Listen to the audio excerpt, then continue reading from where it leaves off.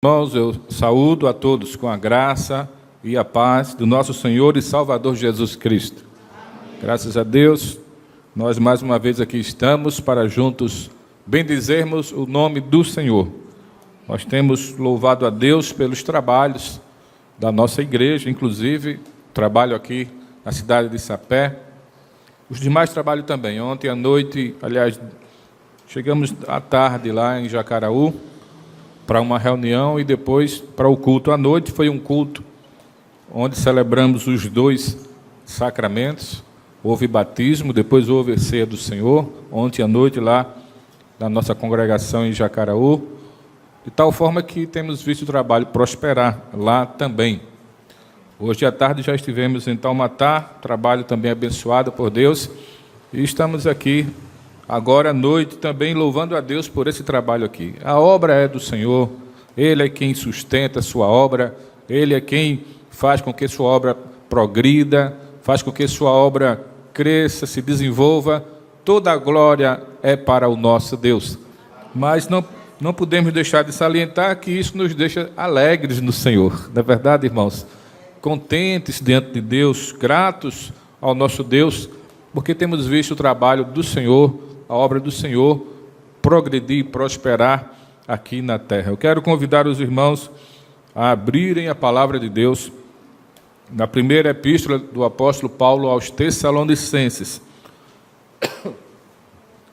Primeira epístola do apóstolo Paulo aos Tessalonicenses. Nós iremos ler, irmãos, de pé, todo o capítulo de forma alternada. Primeira epístola do apóstolo Paulo aos Tessalonicenses. Leiamos todo o capítulo primeiro. Eu os convido a se colocarem de pé, para que possamos ler a palavra de Deus e venhamos a ouvir aquilo que Deus reservou para nós na noite de hoje, sua palavra. Primeira Tessalonicenses, capítulo 1, todo o capítulo 1, irmãos. Minha garganta está super irritada. Vou tomar logo um gole.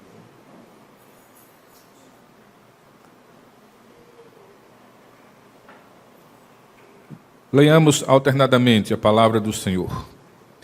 Paulo, Silvano e Timóteo, a igreja dos Tessalonicenses, em Deus Pai e no Senhor Jesus Cristo, graça e paz a vós outros.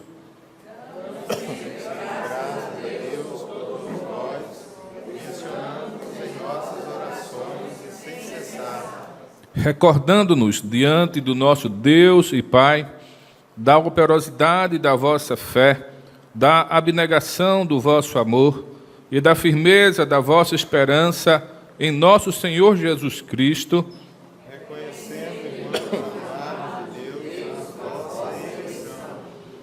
porque o nosso Evangelho não chegou até vós tão somente em palavra, mas, sobretudo, em poder no Espírito Santo e em plena convicção, assim como sabeis ter sido o nosso procedimento entre vós e por amor de vós.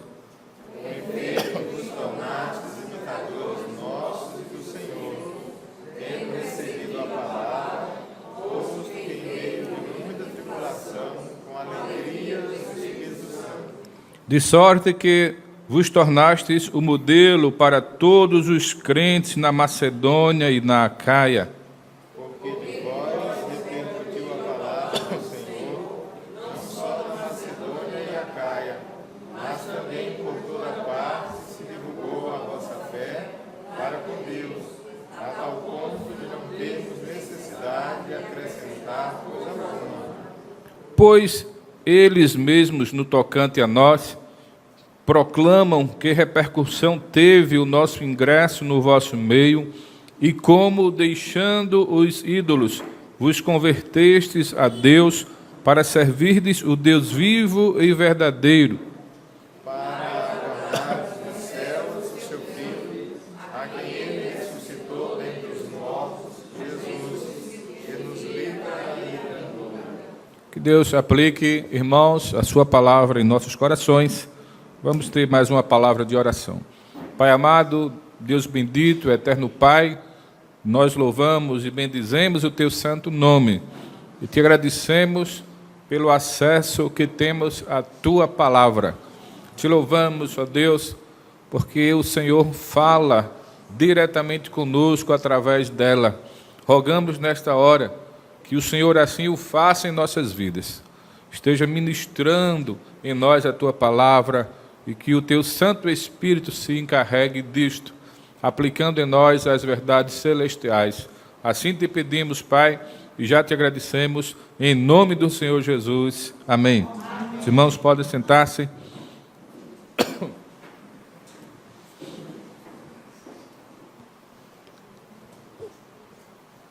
Me lembro muito bem que foi no mês de fevereiro do ano de 1992, que nós ingressamos ali no Seminário Presbiteriano do Norte.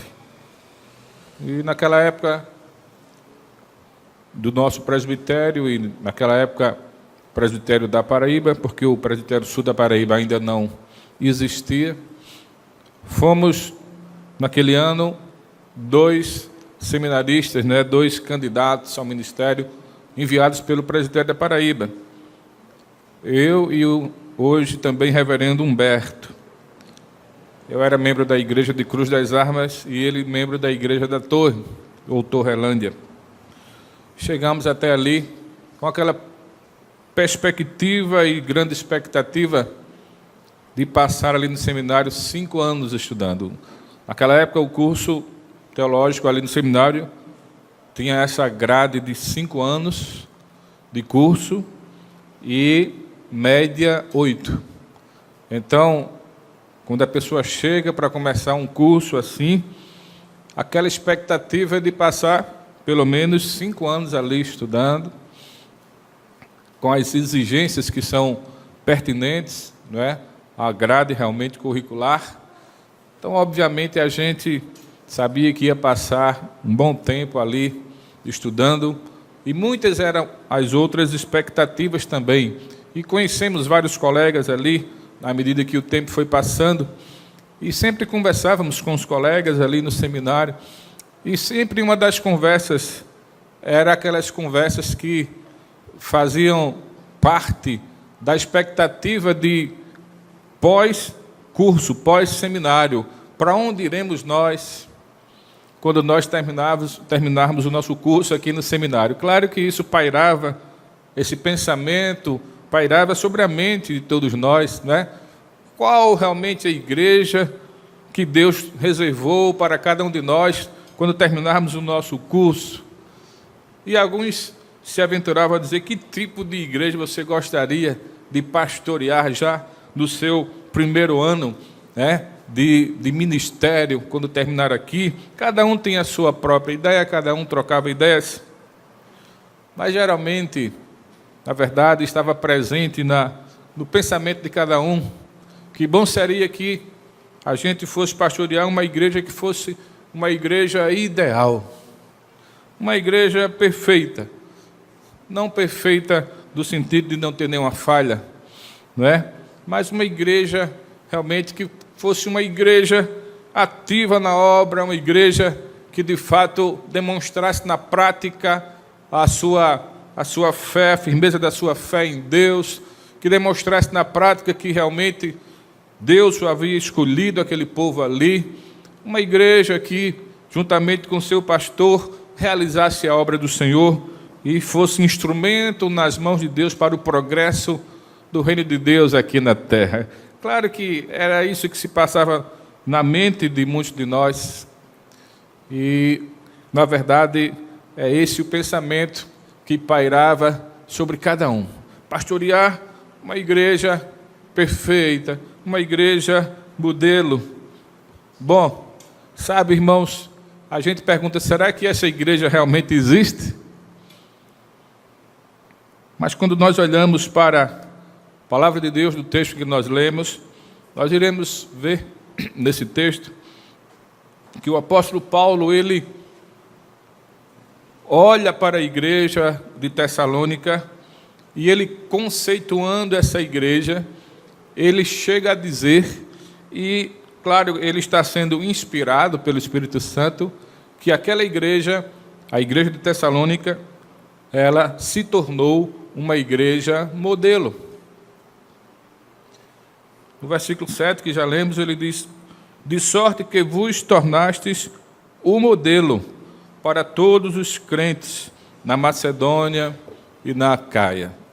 Então, é assim que, na verdade, o apóstolo Paulo está olhando para aquela igreja. Olhando para a igreja de Tessalônica como uma igreja que chegou a se tornar uma igreja modelo para os demais ali na sua época.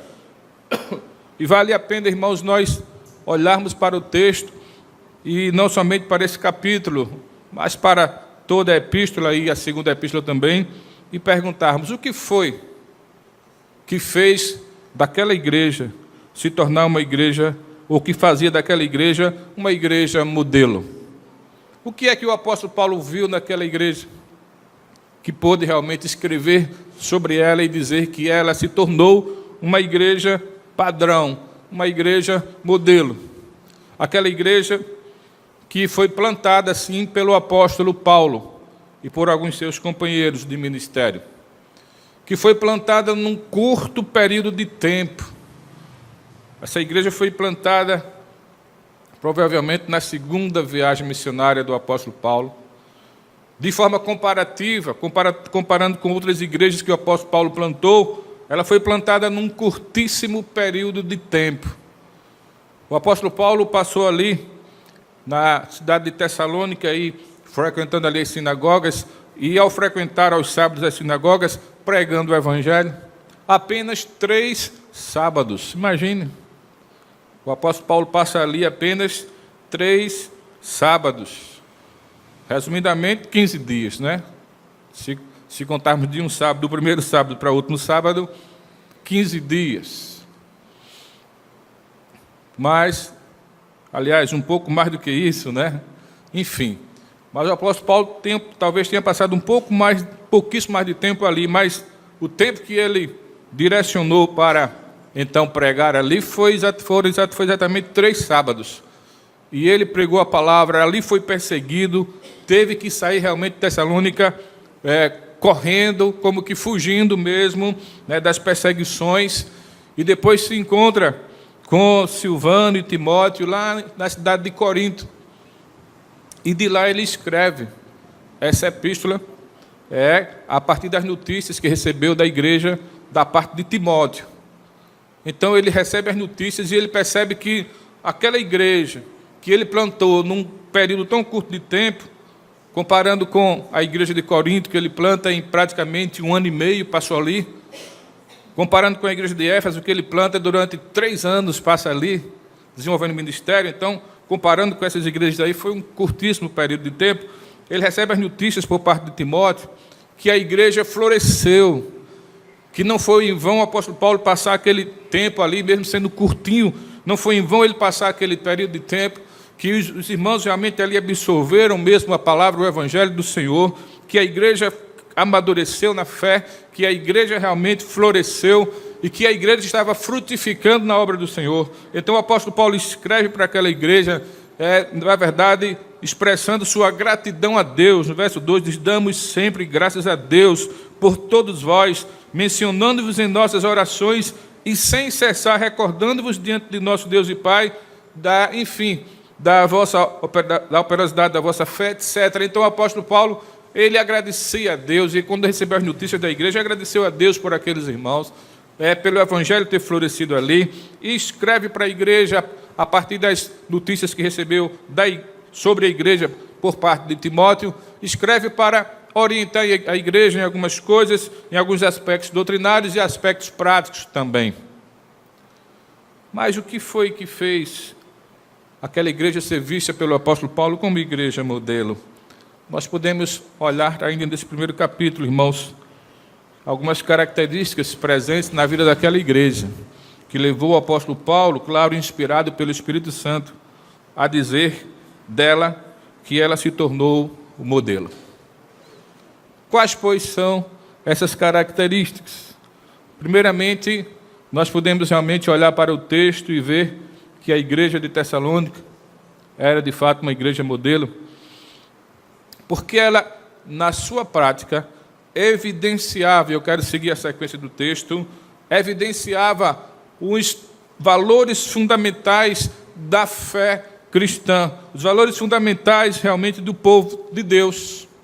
E aqui esses valores são colocados, e não somente aqui, como que fosse uma tríade, ou realmente, como diz Bacon no seu comentário, uma trilogia, que o versículo 3 aqui nos mostra: fé, amor e esperança.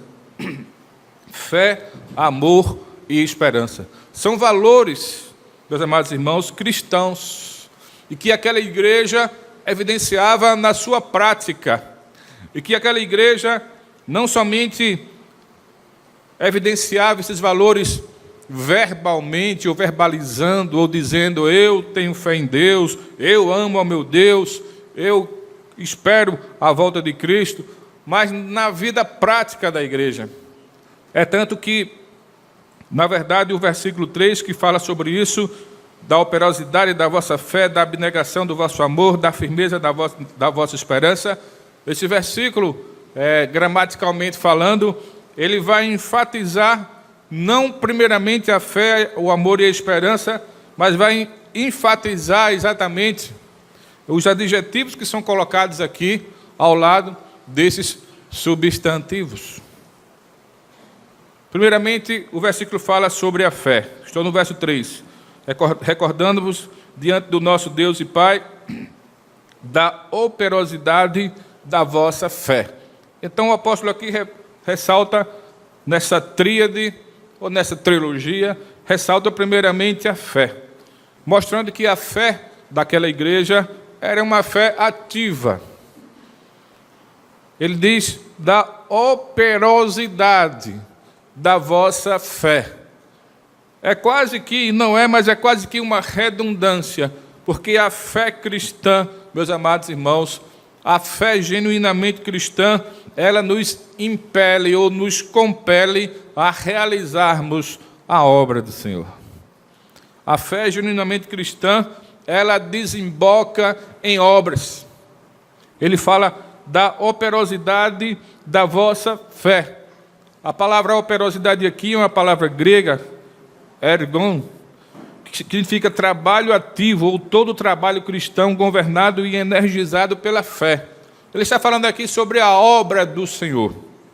Então ele fala, realmente, ele se recorda da operosidade da fé daqueles irmãos. Aqueles irmãos tinham uma fé ativa, uma fé realmente que era traduzida em obras, uma fé dinâmica, uma fé que era expressada na prática. E isso realmente é o que Deus requer de nós como igreja do Senhor. Ele fala também do amor daqueles irmãos, da operosidade da vossa fé, da abnegação do vosso amor. A fé está relacionada com a obra em si de Cristo. Obviamente, tudo na vida do crente começa a partir da fé. Obviamente, o crente passa a ser uma nova criatura a partir da sua fé, que é um dom que Deus nos dá, que é fruto da sua graça, do seu amor. O apóstolo Paulo diz: pela graça sois salvos mediante a fé. E tudo realmente passa por esse crivo da fé. Mas depois vem o amor. O apóstolo realmente aqui diz assim: da abnegação do vosso amor. Ele está se referindo ao amor altruísta. E a palavra aqui é ágape mesmo, é o amor realmente ágape, o amor de Deus. E a Bíblia nos ensina isso, a amarmos uns aos outros com esse amor, com amor realmente que vem lá do alto. Mas a palavra, como a ênfase aqui, realmente está na abnegação, como assim estava a ênfase na operosidade com relação à fé. A abnegação é uma palavra grega, kopos, que significa trabalho exaustivo, labor, trabalho árduo, cansativo, que envolve suor e fadiga. Enfatiza o cansaço que decorre da utilização de todas as energias da pessoa.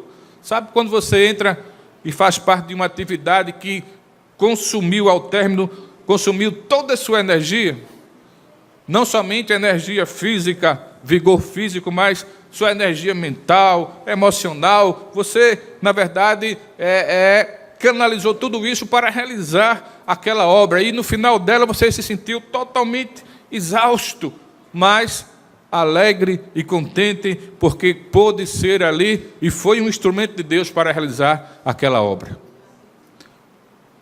Sabe, irmãos, o amor que ele fala aqui, que é o amor ágape, o amor de Deus, ele nos leva a isso. Nos leva a trabalharmos na obra do Senhor e realizarmos a obra do Senhor, investindo nela todas as nossas forças, todo o nosso ser. Aliás, é assim que Deus diz que devemos amá-lo de todo o nosso coração, com toda a nossa força, alma, energia, etc. Devemos canalizar tudo isso para a obra do Senhor. Lembre que Jesus Cristo, quando estava restaurando Pedro, o apóstolo, ele diz: Pedro, tu me amas? Pedro disse: sim, Senhor, tu sabes que eu gosto do Senhor. E aí Jesus diz o quê? Apacenta o meu rebanho.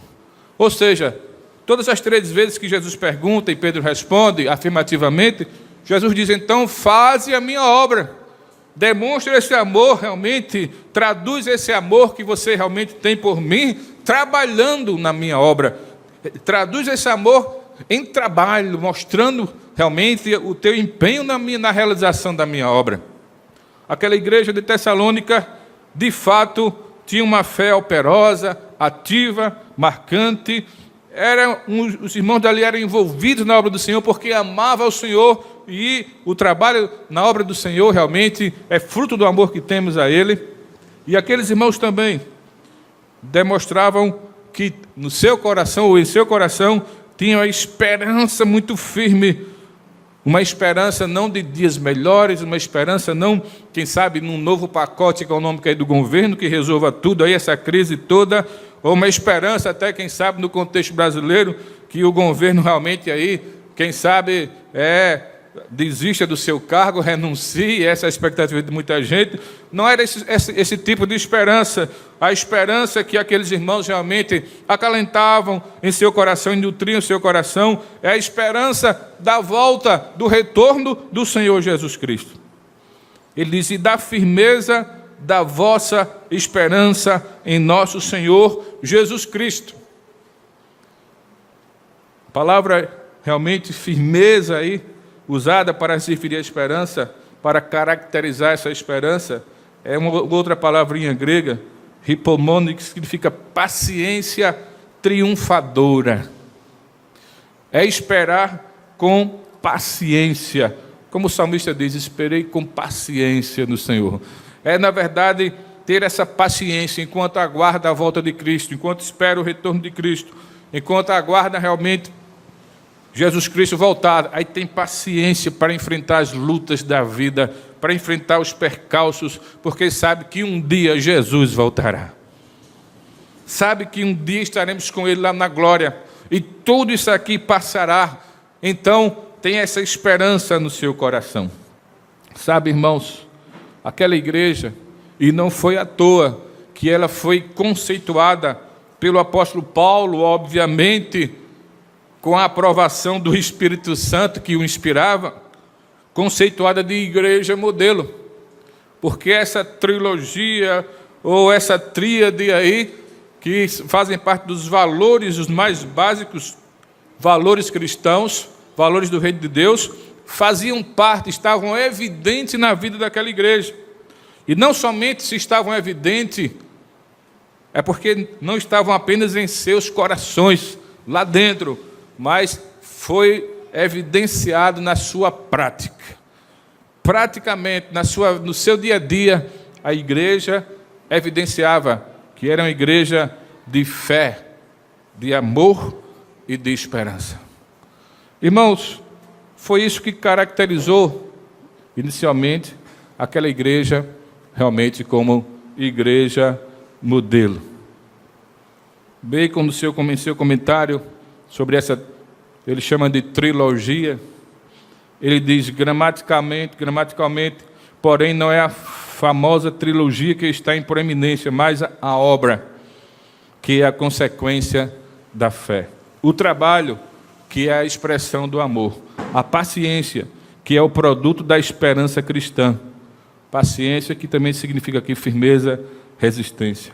A fé é a resposta pessoal à graça de Deus, confiante, dependente, comprometida com Cristo. O amor, ágape, é a base para a ação cristã. A esperança, no Novo Testamento, não é um mero sentimento, significa certeza com relação ao que ainda é futuro. E nesse caso, a vinda e a volta do Senhor Jesus Cristo. Warren Wiersbe, no seu comentário também, ele escreveu o seguinte sobre essa trilogia aí. A operosidade de sua fé evidenciava-os como um povo eleito, pois deixaram seus ídolos, voltaram-se para Deus e creram em Jesus Cristo. A abnegação de seu amor tornava-os um povo exemplar e entusiasmado, que colocava em prática a palavra de Deus e compartilhava o Evangelho. A firmeza de sua esperança fazia deles um povo esperançoso, que aguardava a volta do Senhor. Isso fazia daquela igreja.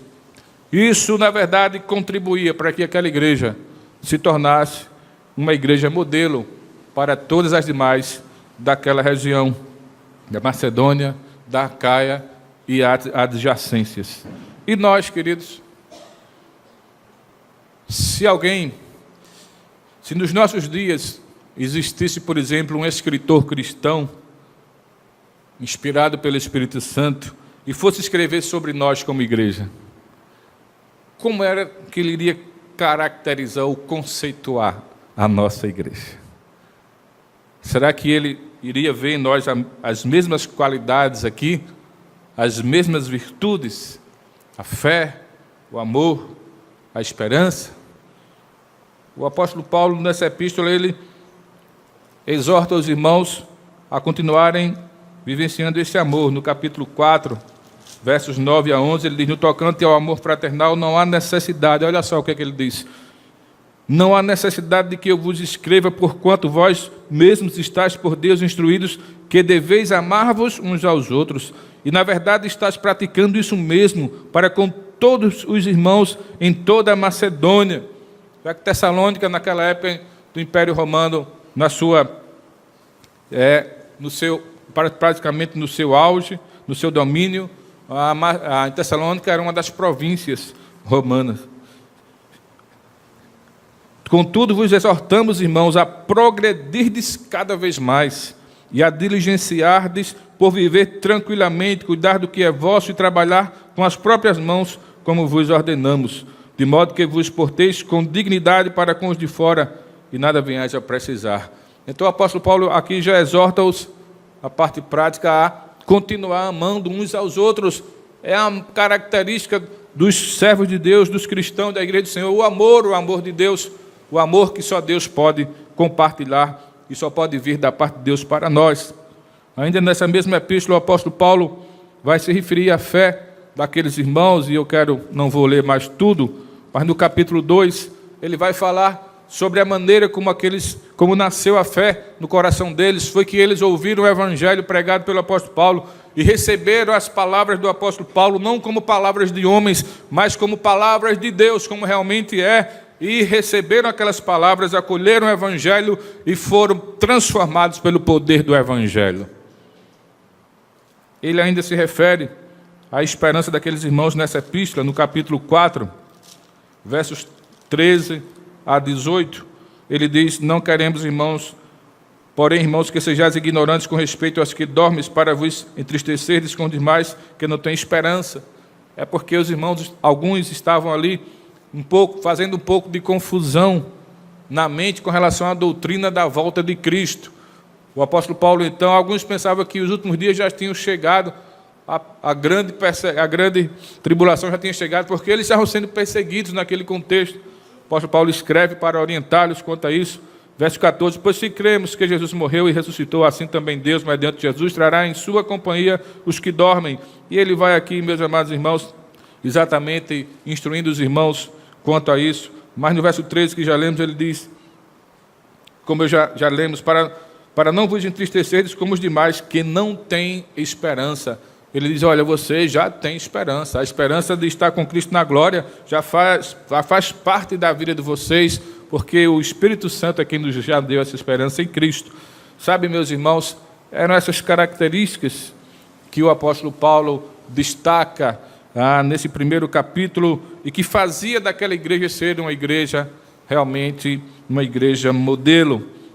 Existem outras características e que com certeza eu vou compartilhar com os irmãos no outro momento, mas apenas mencionar, aquela igreja era uma igreja fundamentada numa crença monoteísta.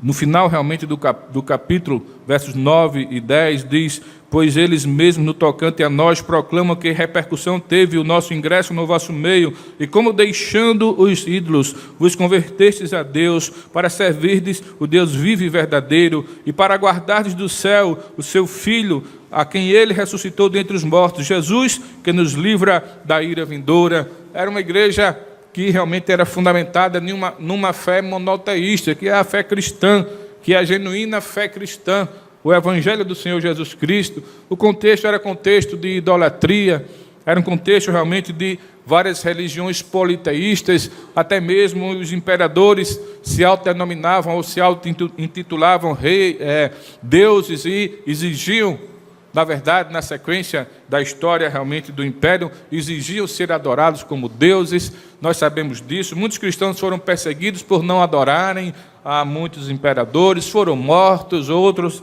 etc. Nós sabemos do contexto, de fato, idólatra, que era aquele contexto ali da igreja, não só de Tessalônica, um contexto politeísta, mas aquela igreja de Tessalônica fazia toda a diferença, porque fundamentava e fundamentou a sua fé no único Deus vivo e verdadeiro.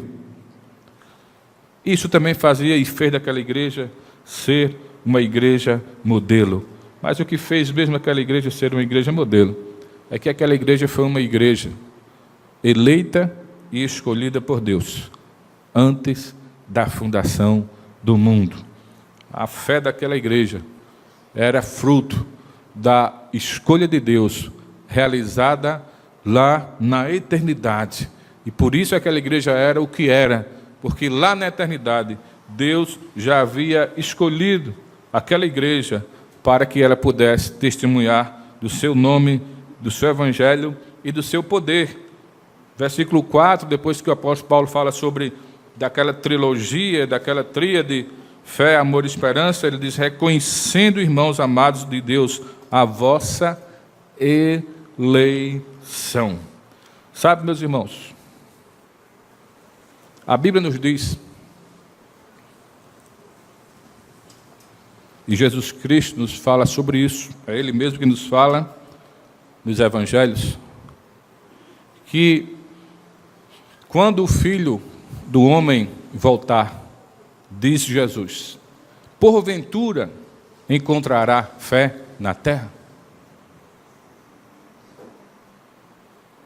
Jesus está dizendo, então, naquele contexto de sermão escatológico, que quando ele voltar, vai ser difícil encontrar a genuína fé na terra. Ele diz que não vai encontrar, ele não diz que não encontrará fé na terra. Porque os eleitos de Deus serão guardados, louvado seja o nome do Senhor. O remanescente fiel permanecerá fiel, louvado seja o nome do Senhor. Mas Jesus Cristo fala isso para mostrar, meus amados irmãos, da dificuldade dos últimos dias com relação a vivermos a genuína fé no Evangelho do Senhor Jesus. Nós sabemos que muitas heresias têm se misturado à fé cristã nos dias de hoje, e isso não é de hoje. E tenhamos a certeza que daqui para frente, esse aspecto aí tende a piorar. Há um livro escrito já faz algum tempo, e o título bem sugestivo esse livro realmente vai falar sobre algumas heresias que estão presentes e que algumas igrejas que se dizem evangélicas estão abraçando. O apóstolo Paulo, na sua epístola, diz: eu sei em quem tenho crido. O título desse livro é: eu já não sei mais em quem tenho crido. Apenas para mostrar que tem muita coisa misturada aí, misturada com a genuína fé. E tem muitos cristãos abraçando. Os meios de comunicação aí, né, estão exatamente veiculando muito tipo de heresias. E tem muita gente dentro das igrejas evangélicas ainda despreparadas, que estão aceitando tudo que vem de lá para cá. É uma fé misturada, não é uma fé pura. Quem sabe foi nesse sentido que nosso Senhor Jesus Cristo falou: quando eu voltar, será que vou encontrar fé na terra, fé genuína, fé verdadeira, fé pura na palavra de Deus? Então, como igreja do Senhor, nós devemos ter cuidado com isso.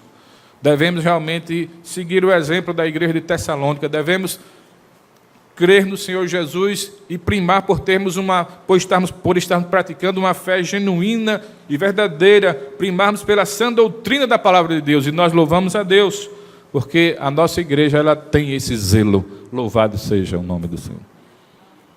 Jesus também fala na sua palavra, irmãos, também no sermão profético, escatológico, Jesus diz assim: e por se multiplicar a iniquidade, o amor se esfriará de quase todos. Ora, irmãos, já vimos aqui nesse texto da Epístola aos Tessalonicenses que é o amor a Deus que nos faz realizar a obra dele, que nos impulsiona, que nos impele e compele a realmente trabalhar. É o amor. Mas Jesus diz, falando profeticamente, que no final, nos últimos dias, o amor de muitos se esfriará. Irmãos, será que já não estamos vivendo esses dias? Será que não tem muita gente crente que já deixou o amor esfriar? Será que tem muita gente crente que antes era tão ativo na obra do Senhor, mas que hoje já nem tanto? E eu me lembro que, compartilhando um pouco sobre isso na última reunião, na última reunião da abertura dos trabalhos do presbitério, eu me lembro quando eu era criança lá em Sapé, criança mesmo, talvez 5 anos de idade, que subíamos na carroceria de um caminhão ou caminhonete, e se enchia a caminhoneta ou o caminhão, e íamos realmente evangelizar. Creio que muitos aqui lembram disso, não é? Alguns aqui lembram disso. Se eu não me engano, um dos lugares era Renascença. Os cabelos já estão ficando brancos, aí eu já me estou esquecendo de algumas coisas. Mas eu me lembro, para mim, tão criança, aquilo, eu não podia dimensionar o valor daquilo, eu não podia explicar e nem sabia, na minha infância, realmente explicar o porquê daquilo, mas eu sabia que eu estava lá e estava achando tudo muito bom. Mas depois que a gente cresce e começa a entender melhor a palavra, a gente entende o que era que estava acontecendo ali. Era o amor dos irmãos, era o amor a Deus, que levava os irmãos a realizar a obra dele, não importa se era perto, longe, se era a pé, se era a cavalo, como vinham pregadores lá de Recife para pregar aqui na Paraíba, vinham a cavalo, irmãos. Hoje a gente vai de carro e até avião pode ser, né? Toda facilidade aí, mas eles vinham a cavalo para pregar o evangelho. E aqui está na Paraíba o cristianismo e o presbiterianismo cada vez mais crescendo, louvado seja o nome do Senhor, fruto dos trabalhos daqueles irmãos que vinham a cavalo, irmãos. O que é isso, irmãos? O que era isso? O amor a Deus. Não importava se era a pé, a cavalo, não importava se era longe, perto, importava que o amor estava no coração. E quando o amor de Deus está fervendo no coração, nós temos que compartilhar esse evangelho, compartilhar esse amor, esse evangelho que traz vida e salvação. Essa era a igreja de Tessalônica. Mas Jesus disse, existe um prognóstico muito sério, e na verdade é uma profecia de Jesus, que no fim dos tempos o amor de muitos vai esfriar. Mas louvado seja Deus, que Ele diz o amor de muitos, não diz o amor de todos. Louvado seja o nome do Senhor. Aqui estamos nós para, pelo amor que temos a Deus, continuarmos realizando a obra do Senhor. E se a fé realmente esfriar, como é outra profecia de Jesus que eu já citei no início, se não há fé, como haver esperança? Se não há fé, como esperar a volta de Cristo? Sabe, irmãos, a igreja vive tempos difíceis e nós precisamos olhar para nós mesmos e precisamos realmente dizer: Senhor, será que eu estou vivendo como aqueles irmãos da igreja de Tessalônica? Estou evidenciando a fé genuína que o Senhor já me deu? Essa minha fé que eu tenho em Ti é uma fé que eu estou demonstrando na prática? Senhor, o amor de Cristo em minha vida, o amor de Deus em minha vida, o amor de Deus que já foi derramado pelo Teu Santo Espírito, será que de fato está sendo expresso através da realização da Tua obra por minha parte? Ou eu sou daqueles que esperam apenas que a liderança da igreja faça tudo? Senhor, e a esperança que eu trago no meu coração? Será que é a esperança da volta de Cristo? Ou é uma esperança passageira nas coisas que são aqui da terra? O apóstolo Paulo disse: se a nossa esperança se limitar às coisas dessa vida, somos os mais infelizes dos homens. Precisamos ser uma igreja modelo. Lá no seminário, ainda realmente sem conhecer melhor a amplitude do ministério, pensávamos numa igreja ideal. Quero pastorear uma igreja modelo. Mas para que isso aconteça, primeiramente nós é que precisamos ser modelos.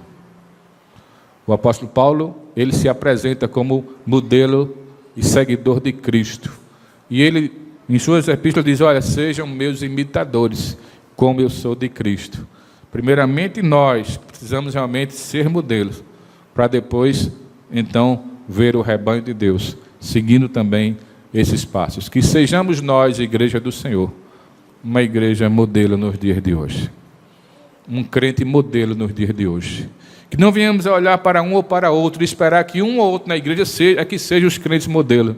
Que sejamos nós, com a ajuda e a graça de Deus, para que outros possam olhar para nós. Não para nos exaltar, mas para exaltar a graça de Deus que age em nós. E se sintam também estimulados a realmente, de mãos dadas conosco, realizar essa obra. Que Deus nos ajude e nos abençoe, em nome de Jesus. Amém.